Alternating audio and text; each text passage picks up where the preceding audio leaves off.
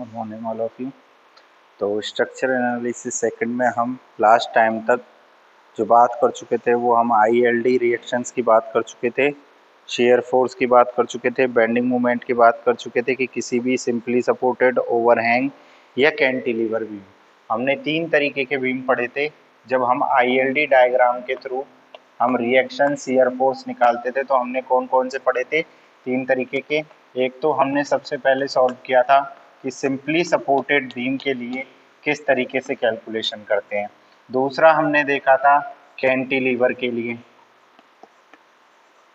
और एक हमने देखा था किसके लिए? ओवरहैंग के लिए। इन तीनों के लिए हमने जो कैलकुलेशन की थी उनमें हमने रिएक्शंस फाइंड आउट करना सीखा था, किस तरीके से रिएक्शंस निकालते हैं, किस तरीके से शेयर फोर्स निकालते हैं, बेंडिंग मूवमेंट निकालते हैं। ठीक है, तो इन तीनों की हमने बात की थी, इन तीनों की 3 तरीके के बीम्स के लिए।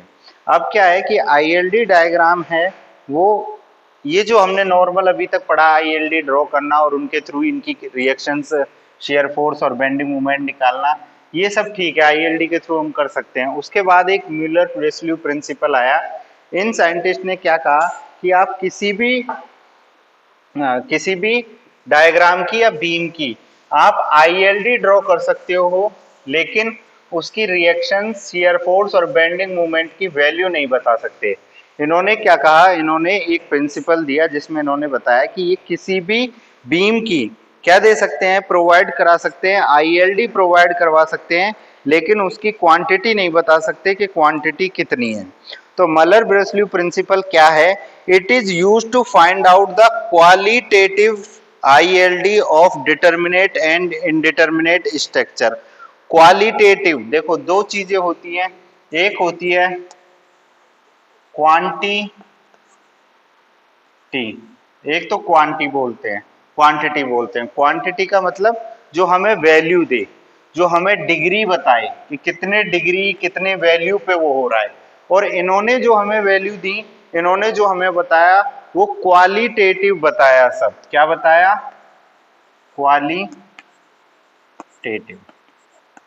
क्वालिटेटिव का मतलब होता है केवल इन्होंने हमें आईएलडी की शेप बताई कि किस तरीके की शेप बनाएगा, कैसा बीम होगा, किस तरीके की शेप बनाएगा। वैल्यूज की कोई बात नहीं की, कोई भी क्वांटिटी मतलब किसी भी प्रकार की कोई वैल्यू या डिग्री की इन्होंने बात नहीं की कि क्या डिग्री या वैल्यू होगी। केवल इन्होंने किसकी बात की? शेप की बात की। तो जो हम पढ़ते हैं इनके बारे में वो ये हमें देते हैं केवल शेप की, आईएलडी की शेप आपकी कैसी बनेगी। तो हम देखते हैं, it is used to find out the, first point इसमें, it is used to find out the qualitative. Qualitative का मतलब अभी मैंने आपको बताया क्या होता है? Shape. Find out the qualitative ILD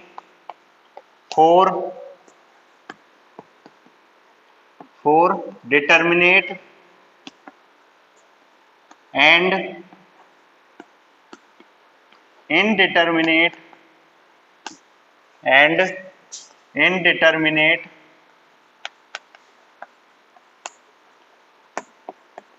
structures. तो सबसे फर्स्ट पॉइंट आपको ये याद रखना है कि जो मलर ब्रेसलियू प्रिंसिपल है वो केवल हमें आईएलडी की क्या देता है? केवल हमें शेप देता है और कुछ नहीं देता। केवल क्या देता है? शेप देता है। अच्छा, और क्या देता है ये? आईएलडी कैसे देता है? It provides ILD due to unit load. इट provides ILD due to unit load. और ये यूनिट लोड कैसा होता है? डायमेंशन लेस होता है, कोई डायमेंशन नहीं होती है इसकी। कैसा होता है ये? डायमेंशन लेस होता है। क्या क्या? अब हम जानते हैं कि किसी भी बीम पर जो स्ट्रेस फंक्शन होते हैं वो किस तरीके से होते हैं, हम उनको देखते हैं। मान के चलिए कोई बीम है,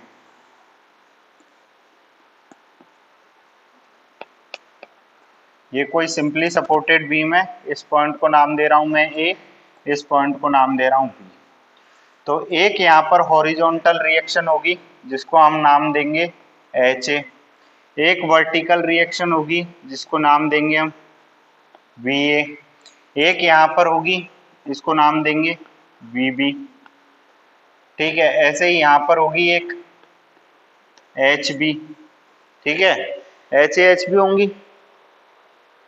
उसके अलावा अगर बीच में मैं कोई पॉइंट ले लूं, एक हिंज पॉइंट ले लूं सी, एक पॉइंट ले लूं मैं यहाँ पर क्या सी, अगर मैं इसको नाप दूं तो यहाँ पर भी 3 पॉइंट होंगे स्ट्रेस फंक्शन के। कौन कौन से? एक तो होगा एक्सियल फोर्स का,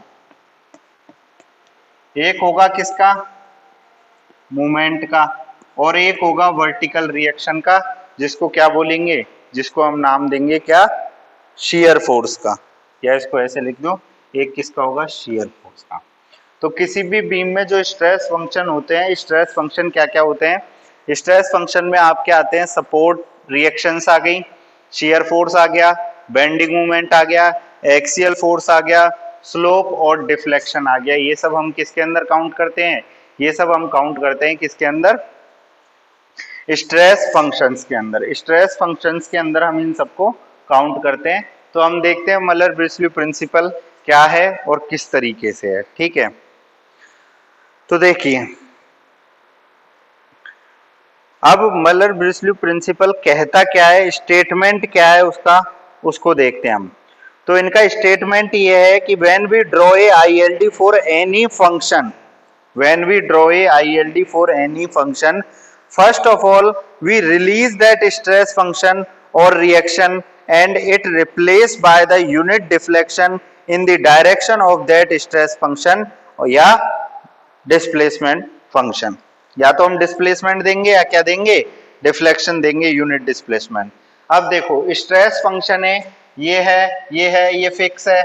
ठीक है, यहाँ पर इंच पे शियर फोर्स है, बेंडिंग मूवमेंट है, एक्सियल फोर्स का है, यहाँ पर हॉरिजॉन्टल है और वर्टिकल है। तो इनका जो स्टेटमेंट है उस स्टेटमेंट को लिखते हैं हम कि इन्होंने स्टेटमेंट दिया क्या, किस तरीके से, किस बेसिस पे हमें आईएलडी शेप देते हैं, इनका प्रिंसिपल क्या है। तो हम सबसे पहले उस प्रिंसिपल को समझने की कोशिश करते हैं कि उन्होंने कहा क्या। तो देखिए उस प्रिंसिपल को मैं आपको लिख के बताता हूँ। क्या कहता है प्रिंसिपल कि when we draw a ILD for any function, when we draw a ILD for any function, when we draw a ILD for any function, first of all we release that stress, first of all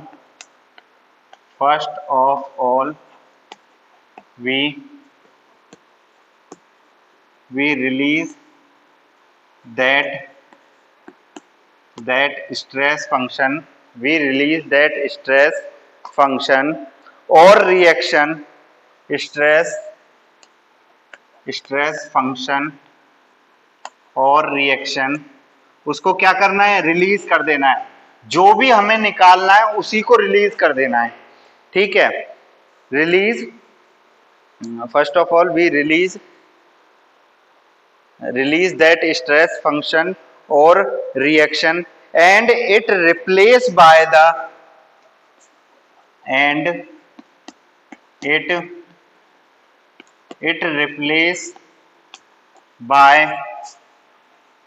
the unit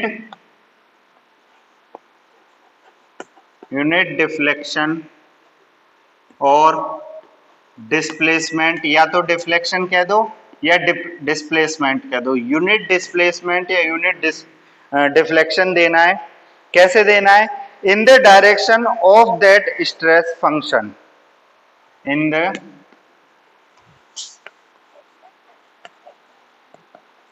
the direction of that stress function. तो देखिए बहुत ही आसान है, इसको समझने की कोशिश कीजिए। कुछ भी नहीं है इसके अंदर। ये हमें कह रहा है कि अगर हमें किसी भी फंक्शन के लिए ILD ड्रॉ करना है, मान के चलिए आपको हॉरिजॉन्टल रिएक्शन के लिए ILD ड्रॉ करना है, हॉरिजॉन्टल रिएक्शन है HA के लिए जो अभी हमने बीम बनाया, तो हमें क्या करना है, सबसे पहले उसी स्ट्रेस फंक्शन को हटा देना है। उसको हटाने के बाद उसी डायरेक्शन में, जिस डायरेक्शन में वो स्ट्रेस फंक्शन लग रहा है, उसी डायरेक्शन में हमें क्या करना है, एक यूनिट फोर्स या यूनिट डिस्प्लेसमेंट, यूनिट डिफ्लेक्शन या यूनिट डिस्प्लेसमेंट लगा देना है। और जो हमें शेप मिलेगी, इसके बाद जो हमें शेप मिलेगी वो हमें ILD मिल जाएगी, किसकी, उस फंक्शन की। तो देखिए किस तरह से काम करेगा, अब हम उसकी बात करते हैं। तो सबसे पहले हम बात करते हैं डिटर्मिनेट स्ट्रक्चर की। किसकी बात करते हैं, डिटर्मिनेट स्ट्रक्चर। ये था प्रिंसिपल, ये प्रिंसिपल है इनका, ये मेन थ्योरी है इस प्रिंसिपल की, ठीक है। अब हम देखते हैं ये अप्लाई किस तरीके से होता है, एप्लीकेशन क्या है इसके, किस तरीके से हम ड्रॉ कर सकते हैं, क्या इसको फॉलो करके हमें शेप मिलेगी ILD की। तो देखिए मैं एक बीम ले लेता हूं AB और एक पॉइंट ले लेता हूं C बीच में।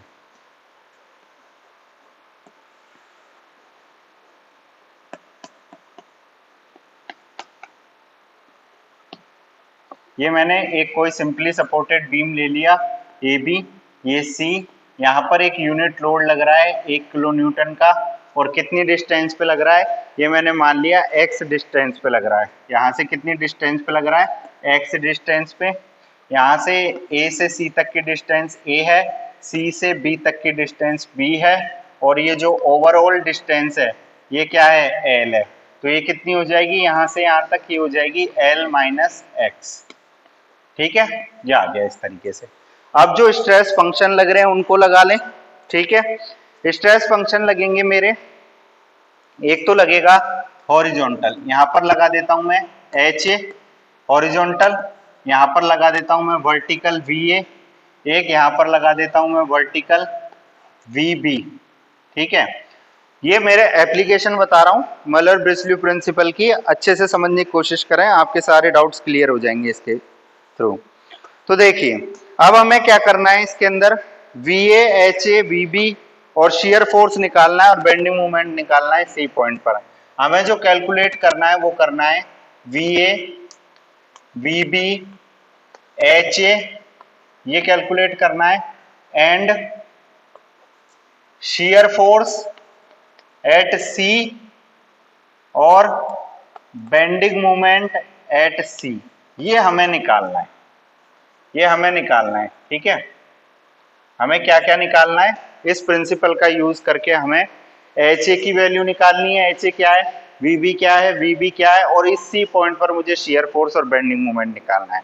अब देखो मैं उस प्रिंसिपल को फॉलो करूंगा और जो जो उसने कहा, जो स्टेटमेंट हमने लिखा था हम उसी के थ्रू चलेंगे। तो हम सबसे पहले बात करते हैं किसकी, ILD फॉर HA की।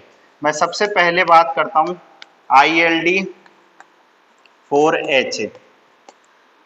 अब म्यूलर साहब ने क्या कहा था, म्यूलर साहब ने कहा था कि आप इसको हटा दो, इसको हटा दो, इसको हटा दो, मतलब मैं पहले बीम ड्रॉ कर लूं। ये मैंने बीम ड्रॉ कर लिया, इधर से फिक्स था। अगर मैं यहां से इसका स्ट्रेस फंक्शन हटाता हूं तो ये फिक्स से कैसा हो जाएगा, ये हो जाएगा भैया फिक्स से कैसा, रोलर हो जाएगा, रोलर हो गया फिक्स से, सॉरी गलत लगा दिया मैंने, इस तरीके से हो गया ये। और इसी डायरेक्शन में क्या करना है, यूनिट डिफ्लेक्शन या डिस्प्लेसमेंट देना है, मतलब डेल्टा इज इक्वल टू 1 देना है इस डायरेक्शन में। डेल्टा इज इक्वल टू अगर 1 दूंगा इस डायरेक्शन में तो यहां सर ये फिक्स है, ये इधर है, ये इधर खिसकेगा, इधर खिसकेगा थोड़ा सा, तो ये कोई शेप देगा क्या, कोई शेप बना रहा है क्या ये, अगर ये इधर सरक भी जाएगा तब भी ये यहां से हटा के मान के चलो यहां पर आ गया, इस जगह आ गया, तो क्या कोई शेप दी क्या इसने, कोई शेप नहीं दी, कोई शेप नहीं दी, मतलब HA की वैल्यू क्या मिली है हमें, 0। इसी तरह अगर मैं HB के लिए निकालूंगा इधर की तरफ तो वो भी मुझे क्या मिलेगी, 0, कोई शेप नहीं दे रहा है, ये सीधी लाइन है, सीधी लाइन है, इसका मतलब क्या मिल रहा है मुझे, ILD वैल्यू जो हॉरिजॉन्टल रिएक्शन मिल रही है A पॉइंट पर वो मुझे क्या मिल रही है, 0 मिल रही है, ठीक है। उसके बाद हम बात करते हैं ILD फॉर किसकी, VA के लिए। इसके लिए हम बात करते हैं ILD फॉर VA के लिए, वर्टिकल रिएक्शन के लिए। अगर मैं वर्टिकल रिएक्शन के लिए बात करता हूं तो देखो, वर्टिकल रिएक्शन को हटाना है और इसकी जगह पर क्या देना है, यूनिट डिस्प्लेसमेंट या यूनिट डिफ्लेक्शन इसी डायरेक्शन में। तो ये यहां से हटेगा तो सबसे पहले तो ये क्या बन जाएगा, रोलर सपोर्ट। फिक्स से कैसा हो जाएगा, रोलर। इसी डायरेक्शन में ऊपर की तरफ मुझे क्या देना है, यूनिट डिफ्लेक्शन देना है, यूनिट 1 का। अगर मैं यहां से 1 का डिफ्लेक्शन दूंगा तो ये बीम यहां से खिसक के कहां पहुंच जाएगा, यहां पहुंच जाएगा, यहां पहुंच जाएगा। और ये इसके साथ फिर ये यहां से यहां तक मिल जाएगा और ये यहां मिल जाएगा। तो यूनिट डिस्प्लेसमेंट 1 देने पर मुझे VA की वैल्यू मिल गई। तो VA इक्वल टू मुझे क्या मिला, 1। VA इक्वल टू मुझे क्या मिला, 1 मिला। और सॉरी, ये वैल्यू नहीं मिलेगी, VA की कोई वैल्यू नहीं मिलेगी यहाँ पर। VA पर हमने डिस्प्लेसमेंट दिया है 1 यूनिट का, लेकिन जो हमें शेप मिलेगी ILD की वो कुछ इस तरीके की मिलेगी। तो म्यूलर साहब ने यही तो कहा था कि मैं क्वांटिटी नहीं बताता, मैं क्या बताता हूँ, क्वालिटेटिव देता हूँ। क्वालिटेटिव मतलब शेप, ओनली ये देते हैं शेप, ये कोई वैल्यू नहीं बताते। तो अगर हम VA को हटाकर यहाँ पर यूनिट डिफ्लेक्शन लगा दें तो ये क्या करेगा, ऊपर की तरफ मूव कर जाएगा। ऊपर की तरफ मूव करेगा कहां तक, 1 तक, क्योंकि 1 दिया है। तो ये जो शेप ट्राइंगल बनेगा ये हमें क्या दे देगा, ILD फॉर VA दे देगा। इसके बाद हम नेक्स्ट लेक्चर में बाकी की चीजें देखेंगे, VB देखेंगे, शियर फोर्स देखेंगे और बेंडिंग मोमेंट देखेंगे इसी डायग्राम के लिए। आई होप आपको इस प्रिंसिपल की थ्योरम याद हो गई होगी, वही सबसे इंपॉर्टेंट है। आपको क्या करना है, किसी भी स्ट्रेस फंक्शन को हटा के उसकी जगह यूनिट डिस्प्लेसमेंट या डिफ्लेक्शन लगा देना है उसी डायरेक्शन में, और वो जो डिफ्लेक्टिव शेप होगी वो आपको क्या दे देगी, ILD। आई होप आपको यहाँ तक आज समझ आया होगा। Thank you so much.